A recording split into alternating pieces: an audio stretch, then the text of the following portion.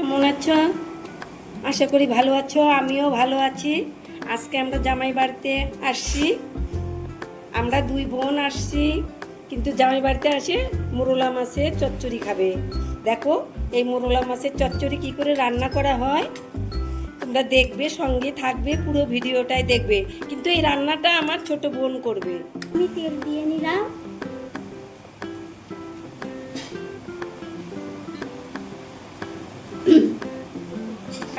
বন্ধুরা, আমার তেল গরম হয়ে গেছে।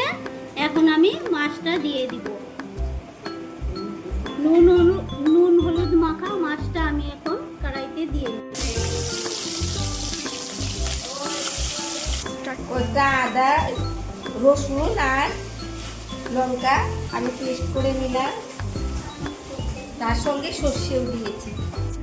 এগুলো আমার পেস্ট করা হয়ে গেছে। বন্ধুরা, আমি এই যে গরম করা তেল একটু উঠায় রাখছি। বন্ধুরা, আমি এই যে তেলে দুটো শুকনো লঙ্কা ফোড়ন দিলাম, পাতা দিলাম। এটা একটু ভাজা ভাজা করে নিব।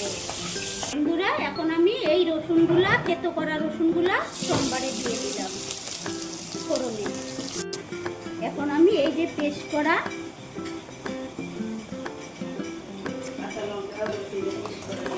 এই যে সর্ষ, রসুন আর আদা পেস্ট করা তেলে আমি ছাড়িয়ে দিলাম। এটা আমি একটু ভাজি ভাজি করে নেব। বন্ধুরা, আমার এটা ভাজা হয়ে গেছে। এখন আমি জল দিয়ে দেব।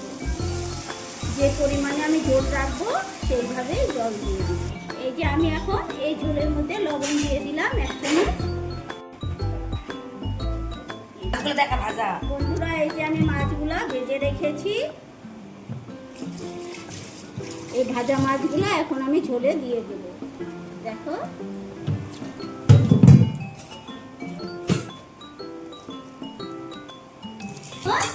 আমি এটা 10 মিনিট ঢেকিয়ে রাখবো।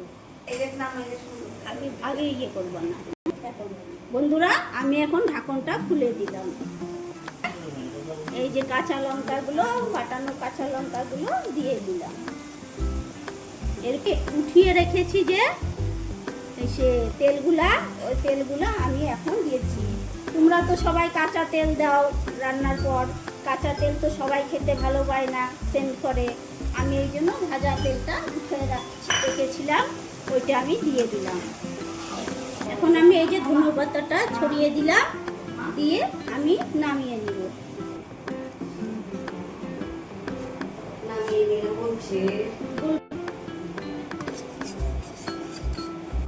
এই যে আমি নেমে নিয়েছি আমার মোরলা মাছের ঝোল চচ্চড়ি বলে, তোমরা কি বলো দেখো।